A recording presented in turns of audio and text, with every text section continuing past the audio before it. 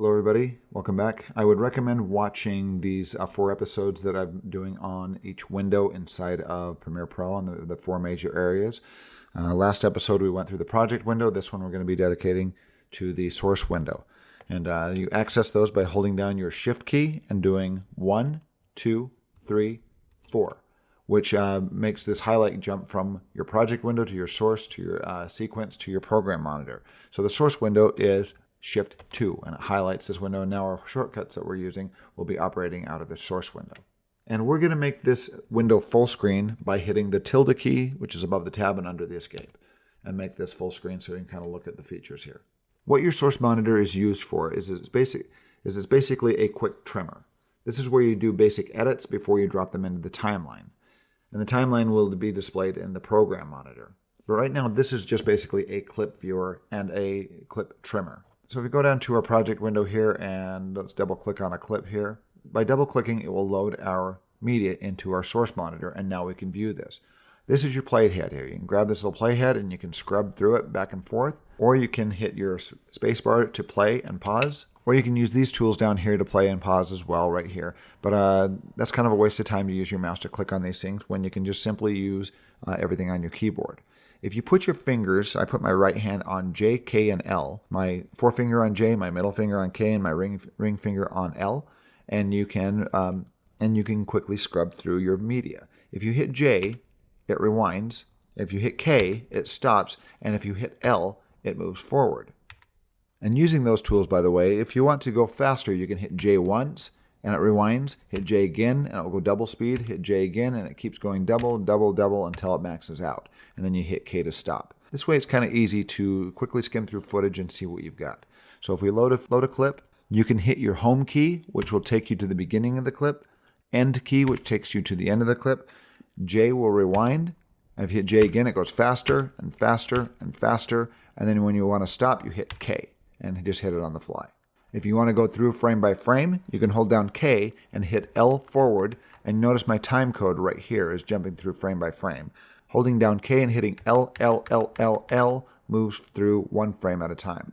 And same in reverse, holding down K and hitting J, J, J, J, J goes through one frame at a time backwards. If you hold down K and then hold down L, it shuttles through about 1/4 speed. If you hold down K and hold down J at the same time, it scrubs back going 1/4 speed as well. This is also where you can trim your video for putting into your timeline. If we have a clip that we want to use here, and I just want a little portion of this clip, when that maybe comes in focus there, I can hit I for endpoint, and we will show this in a little bit more detail in an upcoming episode when we start showing you how to edit. And then if you hit O, the letter O, I and O are right next to each other on the keyboard. That is an out point, and this is an in point. This is the rest of the clip, and this is the rest of the clip, but when I drop this in the timeline, it's just going to drop this little portion into my timeline. So other features we have in here is we've got our time code for the clip right there that's been generated on the video. The first numbers here are your hours, these are your minutes, these are your seconds, and these are your frames. As we move over here, you've got your little drop-down window that will zoom up on your image or zoom out on your image so you can see it a little bit better. So you can see the entire image. But if you pull this down and just say fit, and this comes in handy when you start doing some compositing, but when you say fit, it just fits it to the constraints of your own space here. If you happen to see this icon right here, this basically shows where your playhead is on this clip. Right now, it is showing that I am on my endpoint. It's got this little icon representing your endpoint. And by the way you can jump to those is by hitting Shift-I will jump to your endpoint, and Shift-O will jump to your outpoint. Now it shows an outpoint icon, and if you move it away from there, if you hit Home, if you move it away from there, now it shows nothing. This really just shows if you are on an endpoint or outpoint. These little icons here are for dragging your video or your audio down into your timeline. You can just simply grab this icon and drag it, and it will drag your clip down into your timeline. And there's audio, which this clip does not have. Then you can grab your audio and drag it down into your timeline. Over here, this little drop-down window is your resolution. And hit tilde over this window, we'll take a closer look. If you're working with higher quality footage and higher resolution footage and your computer is bogging down, you can pull down this window and tell it to show at full quality, half quality, quarter quality, and so on. And it will downscale your footage real time, and you will have better performance on your computer. It's not changing your quality, it's just downscaling it while you're editing to speed things up. But then when you export out, it doesn't matter what quality you're on here, it will always access the highest quality footage when it's exporting out your media. You have your wrench tool here for different settings, and some of these we will go through in future episodes as we get into a little more detail and what they're for.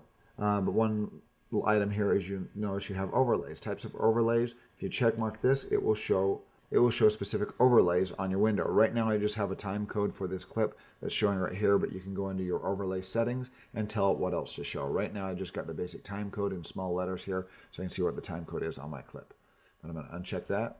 And over here, this last number shows the duration of your edit. If you have an in point and out point, this is now 2 seconds and 12 frames long, this clip here that I've done.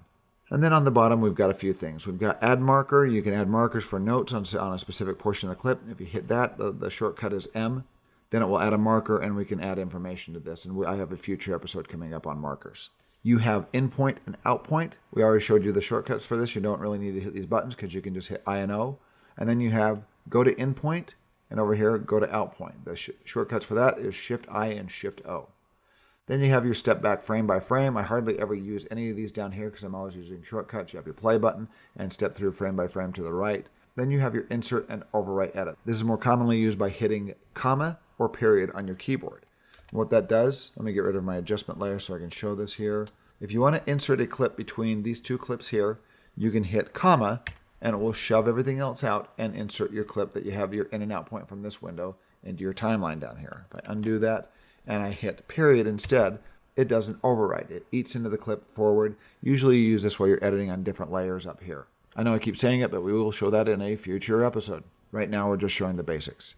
And the last thing down here is you've got what's called your button editor. Your button editor basically decides what is shown down here. You have different features that you can drag down as you bring up in your editor. If you want to show proxies, you can grab your proxies and drag down here. And a new feature that they've added here is going to be the toggle multi-camera view here. I'm going to drag that and drop it. I kind of like these two here because I use them quite commonly. So I like to add the proxy button and the multi-camera view for color correction here as well. Those are the basics for the source monitor. In the next episode, I'm going to be going through the sequence.